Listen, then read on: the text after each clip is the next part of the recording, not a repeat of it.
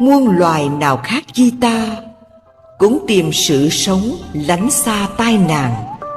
Có cha mẹ, có họ hàng, kết bè sinh hoạt, hiệp đoàn siêng năng.